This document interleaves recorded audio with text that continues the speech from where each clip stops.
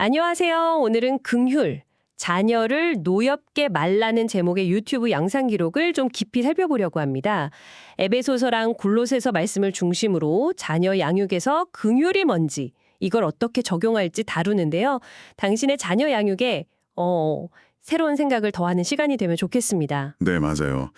이 염색에서 말하는 긍휼이라는 게요. 그냥 뭐랄까 감정적인 동정심 이런 걸 좀 넘어서는 개념이더라고요. 하나님의 성품을 특히 이제 가장 가까운 이웃, 그러니까 부모 자녀 관계에서 구체적으로 어떻게 실천할 거냐 이런 행동 원리에 가깝습니다. 핵심은 그거죠. 자녀를 노엽게 하지 않으면서 동시에 또 바르게 이끌어야 한다. 단순히 화 안 내는 거랑은 좀 다른 차원인 것 같아요. 네, 자녀를 노엽게 하지 말라는 말씀이 딱 중심에 있는데 또 마땅히 가르쳐야 할 것을 가르치라고도 하니까요. 이게 어떻게 보면 좀 상반되는 것 같기도 하고 균형 잡기가 참 어려울 것 같은데 어떻게 이걸 같이 할 수 있을까요? 이 자료가 그 부분에 대해서 좀 흥미로운 분석을 내놓습니다. 뭐냐면 자녀가 부모한테 분노를 느끼는 근본적인 이유 중 하나가요.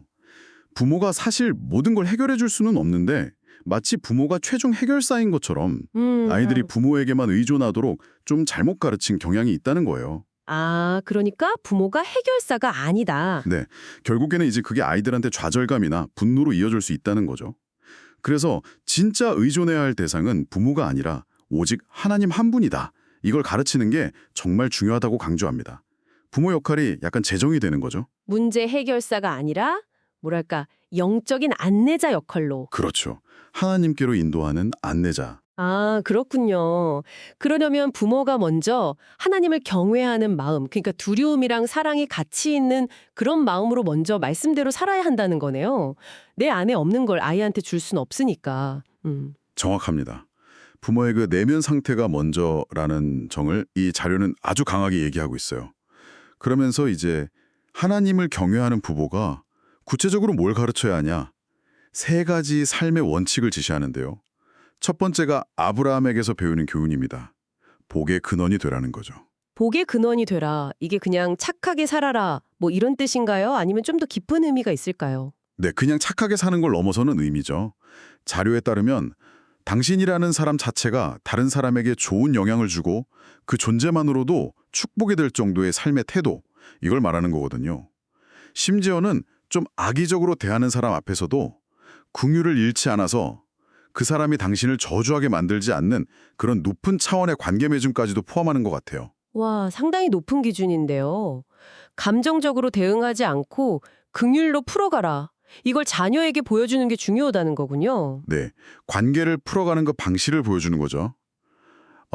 두 번째 교훈은 이제 요셉 이야기로 넘어가는데요.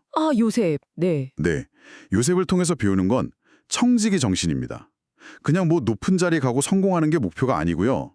내가 수고하고 땀 흘려서 얻은 결과, 그리고 그 지혜를 가지고 적어도 한 10명 이상의 생명을 책임지고 돕는 데 사용하겠다. 이런 자세를 가르치라는 거예요. 10명 이상이요? 구체적이네요. 네, 그러니까 단순히 관리자가 되라는 게 아니라 하나님이 주신 재능이나 시간, 재물을 공동체를 위해서 책임감 있게 사용하고 나누는 사람, 그런 사람을 키워내는 게 목표라는 거죠. 이 자료에서는 기독교적인 부라는 것은 소유가 아니라 사용 능력에 있다. 이렇게 설명하더라고요. 얼마나 많은 사람을 섬기고 책임지느냐. 소유가 아니라 사용 능력? 관점이 참 새롭네요. 이런 청지기 정신이 없으면 자녀가 좀 이기적이 되거나 감사할 줄 모르게 되고 그게 또 노여움의 씨앗이 될 수도 있겠군요. 맞습니다. 감사함을 모르는 것, 그것도 노여움의 원인이 될 수 있죠. 그럼 세 번째는 뭐죠? 세 번째는 안식일과 십일조를 세상과의 어떤 경계선으로 삼으라는 교훈입니다. 이게 단순히 종교적인 의무를 넘어서요. 삶의 기준과 질서를 세우는 훈련이라는 거예요. 예를 들어 안식일을 제대로 의미 있게 지키려면 그 전 엿새 동안, 그러니까 대략 한 160시간 이상을 정말 성실하고 정직하게 살아야 한다는 전제가 따른다고 강조합니다. 160시간? 네. 이런 명확한 삶의 경계를 가르쳐주면 자녀들이 혼란스러워하는 대신에 일관된 원칙 속에서 좀 안정감을 찾을 수 있다는 거죠. 예측 불가능성에서 오는 노여움을 줄일 수 있다. 이런 논리입니다. 11조 훈련도 마찬가지고요. 하나님의 것을 구별해서 드리는 걸 통해서 재물이 주인이 되지 않도록 하는 가르침이라고 보고요. 그렇군요. 돈에 대한 관점도 좀 나왔던 것 같아요. 돈이 필요하긴 하지만 의존 대상은 아니다. 이런 얘기요. 네, 맞아요. 돈 자체에 의존하거나 돈의 노예가 되지 않도록 가르치는 게 중요하다고 하죠. 오히려 돈을 이렇게 나누고 선물하고 올바르게 사용하는 훈련 자체가 긍휼의 표현이 될 수 있다고 보고요. 그리고 부모의 인색함이나 이기심 역시 자녀를 노엽게 만드는 중요한 요소가 될 수 있다는 지적도 있었습니다. 저도 그 부분은 좀 공감이 되더라고요. 네, 저도요. 인색함. 종합적으로 보면 이 자료가 말하는 자녀를 노엽게 하지 않는 양육이라는 건요.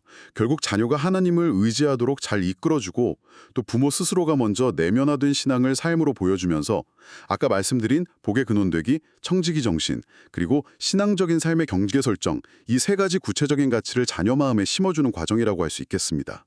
어떤 결과보다는 그 과정에서의 신실함, 그리고 옳고 그름을 분별하되 그걸 또 지혜롭게 표현하는 법을 가르치는 것. 이게 중요하다고 요약할 수 있겠네요. 네, 오늘 자녀 양육에 대해서 정말 많은 생각을 하게 하는 그런 분석이었습니다. 마지막으로 당신에게 한번 생각해 볼 질문을 던져보면서 마무리할까 합니다.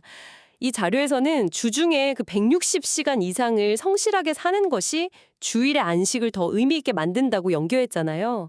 이렇게 일상의 과정 자체에 좀 더 의식적으로 노력하는 것이 당신의 휴식 그리고 더 나아가서 영적인 실천에 대한 관점을 어떻게 새롭게 할 수 있을지 한번 생각해 보시면 좋겠습니다.